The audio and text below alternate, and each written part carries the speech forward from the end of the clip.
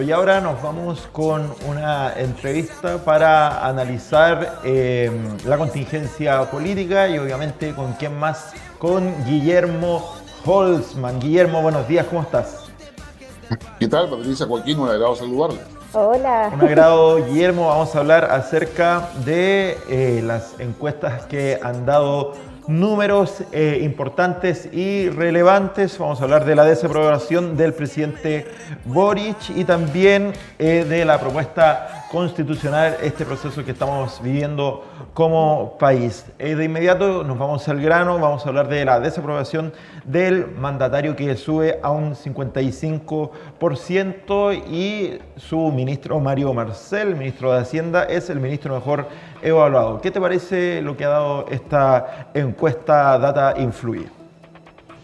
Bueno, la encuesta Data Influye se saca una vez al mes. Es una encuesta con una metodología que aparece mucho más precisa que otras, incluso que se hace por tema telefónico, como el caso de CADEM.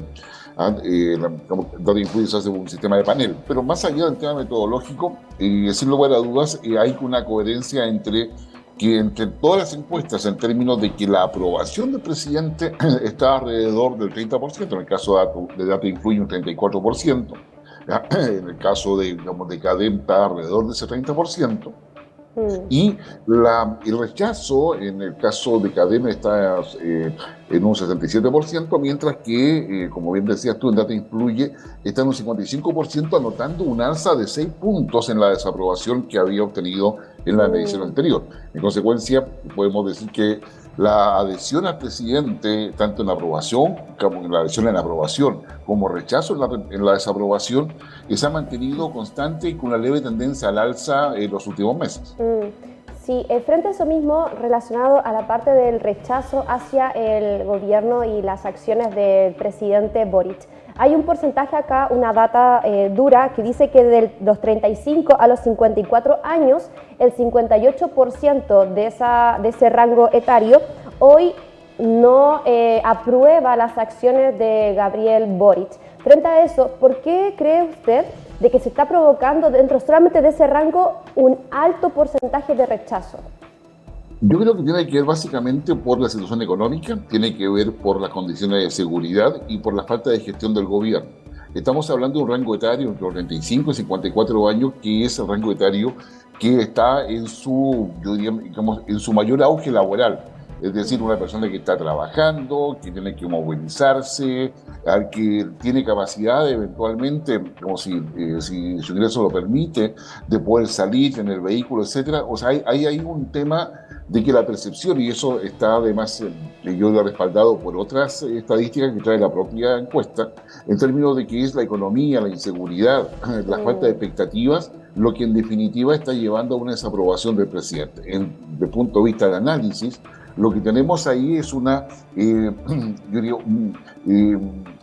una desconfianza con lo que está haciendo el gobierno y cómo lo influye. De hecho, es interesante también anotarlo, en todos los rangos etarios la desaprobación está por sobre la aprobación. De hecho, en la juventud, digamos, un poco más del 50% lo desaprueba y solamente un 37% o alrededor de eso lo aprueba. Entonces, yo diría que tenemos acá, si uno saca la fotografía completa, la situación del presidente Boric específicamente respecto a la aprobación o apoyo de la opinión pública no se ve bien aspectado, particularmente cuando tenemos las condiciones que veíamos en términos de economía y seguridad, pero también en términos de la polarización que el gobierno tiene y los temas de corrupción que lo afectan, que son los que aparecen como más notables dentro de los elementos que la opinión pública tiene para esta evaluación.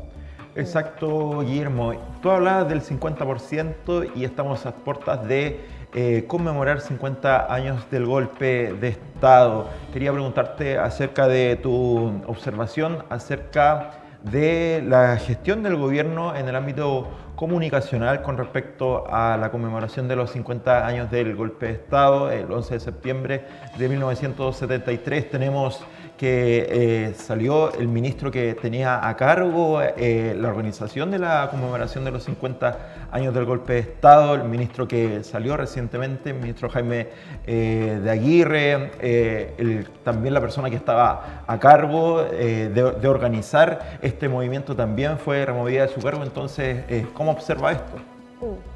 A ver, yo creo que acá hay varias cosas. Primero, el gobierno tenía una planificación que la venía preparando el año pasado. Ya en octubre del año pasado empezó a hacer la preparación de lo que iba a ser un año, perdón, un año muy centrado en la conmemoración de los 50 años. Eh, Disculpen. No te preocupes, si Guillermo. quiere Se me agarró tomar un resfrío. agüita, no hay ningún problema. Está muy centrado, decía yo, en la conmemoración de los 50 años. Sin embargo, todo lo que se había planificado ha ido variando, ha ido cambiando, y por lo tanto lo que el gobierno esperaba como un elemento comunicacional potente respecto a lo que se pensaba en términos de la conmemoración de los 50 años ha ido disminuyendo en términos de ese impacto. Hay actividades que se han realizado a nivel regional, los sitios de la memoria, una serie de elementos que se han llevado a cabo, pero sin esa cobertura mediática que se esperaba. La renuncia de las personas también, responsable de todo esto, da cuenta de una debilidad que obviamente se resiente en la planificación que estaba prevista y en la gestión de todos los esfuerzos para ello. Va a ser, de hecho, yo diría, de dos hitos que iban a haber cercanos a los de septiembre, finalmente queda uno. Y este uno que queda no va a tener la repercusión que se esperaba, porque se esperaba que en esa oportunidad llegasen muchos ex jefes de Estado en ejercicio, jefes de gobierno, y eso no va a suceder. Y no va a suceder porque, increíblemente, el G20 colocó una reunión en India los días 8 y 9 de septiembre. En consecuencia, va a ser una conmemoración por el lado del gobierno en términos de interés político mucho más descolorido o con menos impacto de lo que se podía pensar. Y eso obviamente no pasa desapercibido ni a nivel nacional ni a nivel internacional. Exacto. Ahora, frente a lo que usted nos está comentando, me queda algo ahí como en el tintero. ¿Cómo opina usted o qué opina en realidad frente al proceso que ya se está llevando a cabo, de lo que hemos hablado sobre que muchos de los ministros se han retirado, otros lo han retirado, han ya puesto otro tipo de personas también ahora en el mundo del gabinete? Pero ahora, viendo este proceso, ¿cómo lo ve usted ahora ya a 3 meses del proceso del plebiscito, a 3 meses del plebiscito? ¿Cómo lo ve usted? A ver, yo creo que, y viendo las encuestas, hay un porcentaje sobre el 50% en la encuesta que reconoce no estar informado o estar desinformado respecto al proceso constituyente que se está llevando a cabo. De hecho, el día lunes, cuando nosotros conversamos, el Consejo Constitucional empieza toda la votación de las enmiendas, que es quizás la parte más medular de todo este debate que empieza, ¿no es cierto?, con la propuesta constitucional que hace la Comisión de Expertos. Comisión de expertos que sigue vigente solamente con derecho a voz, pero no a voto. Y en esa perspectiva, yo diría que las próximas semanas van a ser bastante complicadas, porque vamos a ver ahí cómo reacciona o cómo se posiciona el Frente Amplio, Apruebo Dignidad, o las fuerzas que son cercanas al gobierno, con las fuerzas de derecha y particularmente el Partido Republicano, que tiene una mayoría dentro del Consejo Constitucional. Y yo creo que eso es lo que da paso al hecho de que mucha gente dice no tan informada ni desinformada, porque quiere ver el resultado final que se va a presentar y que se va a plebiscitar el próximo 17 de diciembre. Y ahí yo creo que todavía falta esta semana de septiembre particularmente, van a ser más que relevantes para poder saber cuál va a ser la impronta en una constitución. Va a ser una constitución con articulados que sean generales, que apunten a un consenso básico sobre cuestiones fundamentales, más allá de los 12 puntos que están obligados a abordarlo dentro de la Constitución, y que fue el acuerdo, y con lo cual empieza justamente el debate constitucional en esta segunda oportunidad. Y lo segundo es poder ver cuáles son las posiciones ideológicas o hasta qué punto esas posiciones se van a querer imponer dentro del Consejo Constitucional. Probablemente muchas personas que no opinan directamente en la encuesta de opinión, o su opinión está muy escondida, están esperando ver cómo se resuelve todo esto. Desde ya podemos decir que no hay una polarización que esté en las calles o que esté en el ambiente. Eso ya es positivo, tanto en respecto al Consejo Constitucional como con respecto a la conmemoración de los 50 años. Es decir, es un tema donde, yo diría, y ahí la encuesta también lo señala, es un tema donde todos piensan que va a pasar esta fecha, y probablemente no va a cambiar nada en el país. Y eso, en cierta parte, es positivo, porque significa asumir la historia. O sea, hasta el día de hoy tenemos higienistas y carreristas, por ejemplo, balmacedistas y no balmacedistas. Es decir, en la historia han habido una serie de hechos o hitos que no dejan una sola interpretación, sino que quedan y orientados a lo que quiere justamente la ciudadanía. Y hoy es obvio que en este caso la ciudadanía no busca, no quiere ni ve que sea una solución un golpe de Estado. Exacto, Guillermo. Estamos hablando de la encuesta Academ que arrojó un 56% que no respaldaría la propuesta de constitución redactada por el Consejo Constituyente en el plebiscito del mes de diciembre. Otras voces han señalado que no voy a otorgarle la responsabilidad a lo que voy a decir, pero estamos a puertas de la conmemoración de los 50 años, estamos a puertas de las fiestas patrias, estamos a puertas también de los Juegos de Santiago 2023 y estas cosas han desviado, por así decirlo, la atención de este proceso que debiésemos estar todos informados en lo que va, no tan solo los medios, sino que las personas, la opinión pública. ¿Te parece que estos factores también están influyendo, estos eventos están influyendo a que este proceso no prenda, por así decirlo?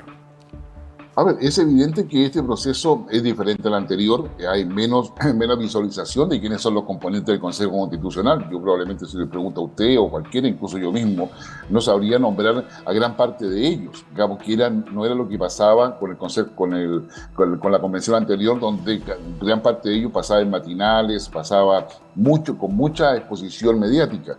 Esto hoy día no ha sido así. Está mucho más remitida a un debate político-ideológico duro, pero que no tiene que ver con una exposición mediática permanente. Y probablemente eso gran parte de la ciudadanía, digamos, lo agradece. Yo creo que ahí hay un primer punto que nace del propio Consejo Constitucional. El segundo punto es que el gobierno no tiene interés en darle visibilidad mayor al Consejo Constitucional. El gobierno tiene suficientes problemas en términos de no poder llevar adelante su agenda de reformas, pensiones, salud, educación, seguridad, pacto fiscal, entre varios otros que ocupan la agenda legislativa del gobierno y que no puede avanzar. Hoy día el presidente hace intentos enormes para poder liderar un proceso de negociación que hasta ahora no tiene resultados. Lo tercero tiene que ver con el hecho de que la izquierda, básicamente para poder hacerlo entendible para todos, la izquierda en el frente al plebiscito salía parte con un 20%.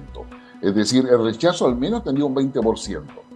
En términos de qué es lo que está representado en la elección de los consejeros constituyentes, a lo que fue también parte del resultado del año pasado, el 4 de septiembre.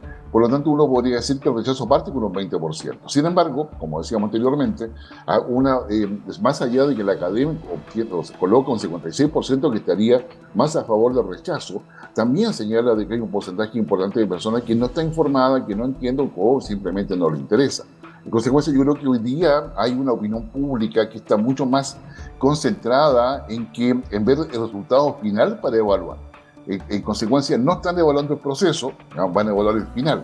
Ahora, esa realidad se va a dar entre octubre y diciembre. Vamos a pasar de un septiembre que va a estar marcado por la conmemoración, por las gestiones del gobierno para avanzar en su agenda legislativa y además dejar espacio para la aprobación del presupuesto del próximo año, que no va a ser fácil. Exacto. A raíz del caso convenio, el caso de corrupción, y a su vez también, digamos, establecer de qué manera se va a ir cerrando este año, cuando las preocupaciones de la ciudadanía están en el tema económico, en la inflación, que hoy día muchos lo colocan en las papas, pero créame que tiene que ver con los combustibles, el transporte y muchas otras cosas más. Y a su vez también en la inseguridad, el número de asesinatos ha aumentado, los atentados en la macrozona sur se mantienen, los delitos en la macrozona norte también incluso al alza. Y eso yo creo que constituye el sentido de una opinión pública que no está ideologizada, sino que está con un sentido muy pragmático en términos de ir evaluando qué es lo que hace el gobierno, pero también qué es lo que hace la oposición. Y ahí yo creo que hay debilidades o faltantes, tanto para la oposición como para el gobierno.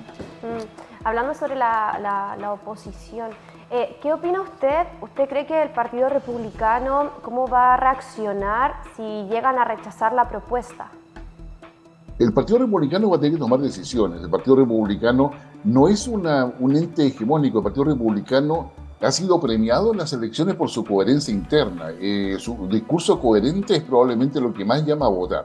El Partido Republicano, la votación que saca el mes de mayo es más bien episódica y hoy día tiene que ser capaz de poder desplegar una estrategia que le dé consistencia y le logre consolidar esa votación en las próximas elecciones regionales y comunales del próximo año. Y en ese sentido, el Partido Republicano ha tenido, con el liderazgo de José Antonio Kast, un sentido pragmático. Ese sentido pragmático debería verse reflejado en el esquema de negociaciones que va a tener ahora en el Consejo Constitucional cuando se empiezan a votar las enmiendas, que son, yo diría, varios centenares de enmiendas que se van a ir votando en las comisiones y los plenarios.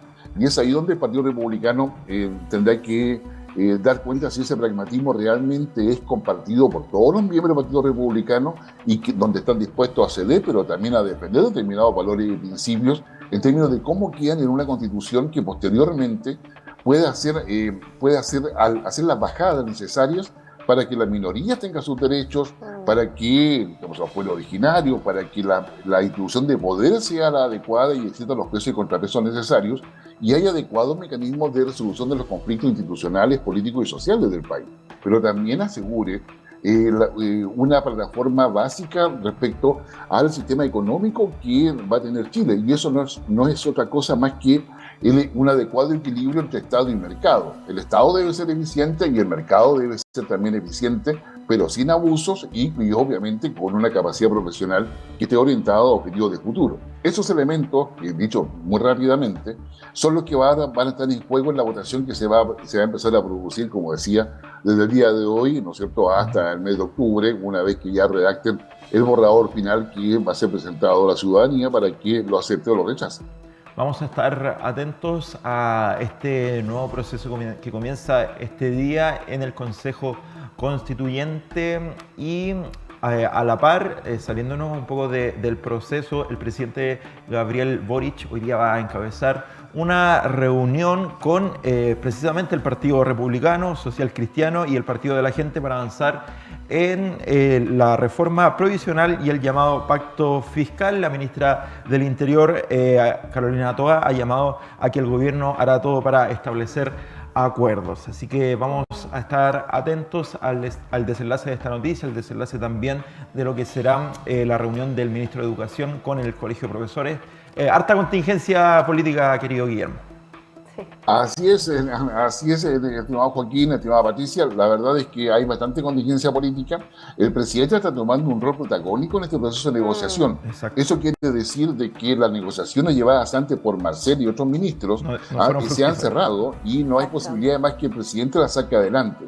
Y eso es colocar sobre la mesa el liderazgo del presidente que está debilitado por las encuestas, como también por la falta de confianza y credibilidad que han demostrado los propios estudios de opinión pública. Exacto, Guillermo. Así que cuando ya tengamos novedades acerca de todas estas reuniones políticas, todos estos acuerdos políticos, vamos a contactarte nuevamente para seguir analizando lo que está ocurriendo en el ámbito político. Muchas gracias, Guillermo, por estar junto a nosotros. Muchas gracias, Guillermo. No, gracias a ustedes, Patricia, Joaquín. Una muy buena semana para todo el equipo. Tome mucha agüita. Mucha agüita, Dan. Mucha agüita.